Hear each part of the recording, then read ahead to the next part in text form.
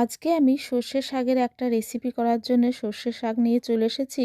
আর এখন মার্কেটে ভীষণ পরিমাণে এই শাক পাওয়া যাচ্ছে।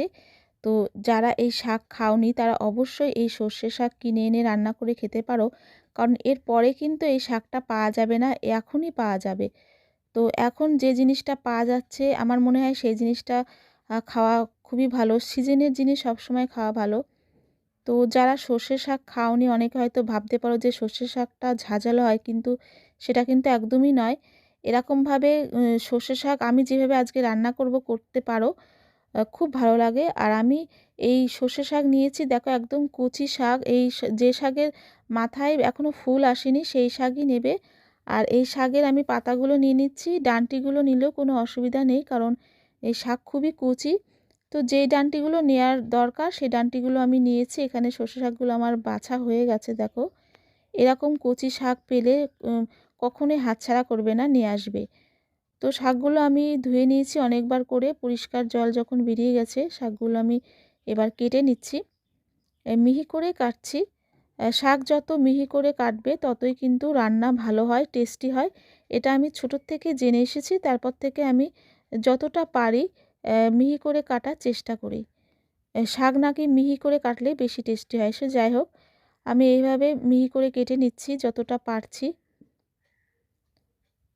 তোমরা যারা সর্ষে শাক কিনে খাওনি তারা অবশ্যই খেও বন্ধুরা, দারুণ লাগে খেতে। আর যেই শাকের মাথায় ফুল আসেনি সেই শাকগুলো বেশি ভালো হয়, টেস্টি হয়, একদম কচি হয়। তো দেখো এখানে আমার মিহি করে কাটা হয়ে যাচ্ছে।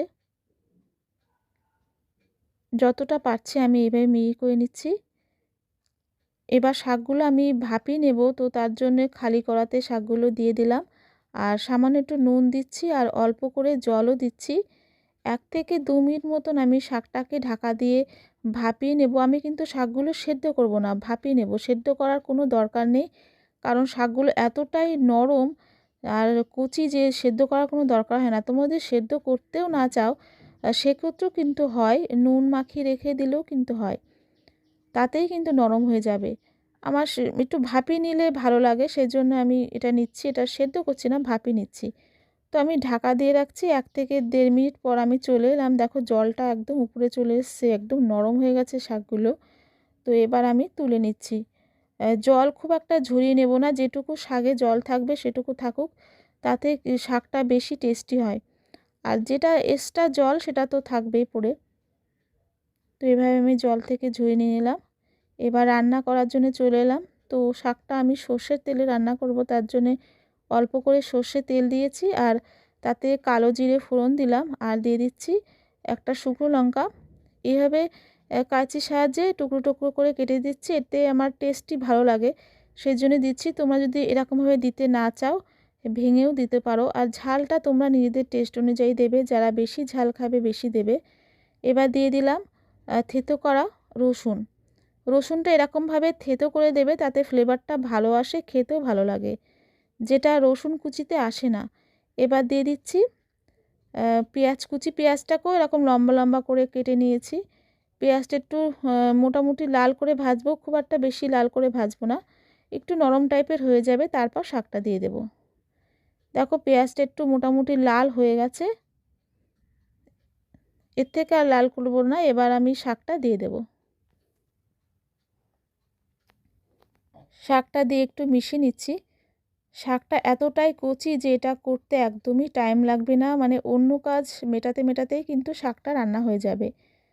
আর শাকে খুব একটা জলও বেরোবে না, কারণ আমি জল দিয়ে একটু সেদ্ধ করে নিয়েছি, মানে সেদ্ধ না, আমি ভাপিয়ে নিয়েছি জাস্ট। এবার দিয়ে দিচ্ছি অল্প করে হলুদ আর সামান্য একটু চিনি। যাদের চিনিতে অসুবিধা আছে তারা টোটালি চিনিটা স্কিপ করতে পারো।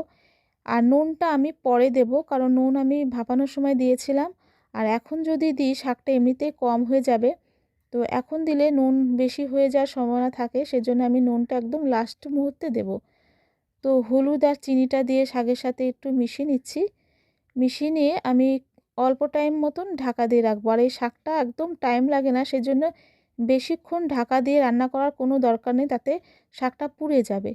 তো আমি 1-1.5 মিনিট পর চলে এলাম। দেখো শাকটা কিন্তু শুকিয়ে গেছে, যেটুকু জল ছিল সেটাও শুকিয়ে গেছে, একটু ভাজা ভাজা টাইপেরও হয়ে গেছে। এটা খুব তাড়াতাড়ি হয়। একদমই টাইম লাগে না, কারণ এটা ভাপানো, তো সেই জন্য একদম টাইম লাগে না। এবার আমি দিয়ে দিচ্ছি 2টো কাঁচা লঙ্কা। এই কাঁচা লঙ্কাটা আগে আমার দেওয়া উচিত ছিল, কিন্তু মনে ছিল না বলে আমি এখন দিচ্ছি।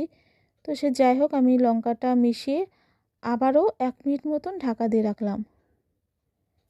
দেখো শাক কিন্তু আমাদের মোটামুটি হয়ে গেছে, একদম পরিমাণেও কম হয়ে গেছে, শুকনো হয়ে গেছে। এটা খুব একটা ঝরঝরে করব না, বেশি একটা ঝরঝরে করলে কিন্তু সর্ষে শাক ভালো লাগে না। এবার লাস্ট মুহূর্তে আমি দিয়ে দিলাম অল্প করে নুন। যেটুকু আমার নুন দরকার হয় নুনটা দিয়েও মিশিয়ে নিচ্ছি। সর্ষে শাক কিন্তু পাঞ্জাবিদের দারুণ একটা ফেমাস রান্না। এই শাকের অনেক রকমের রেসিপি হয়, আমি একটা সিম্পল রেসিপি তোমাদের তৈরি করে দেখালাম বন্ধুরা। আর দেখো শাকটা এখানে আমাদের হয়ে গেছে।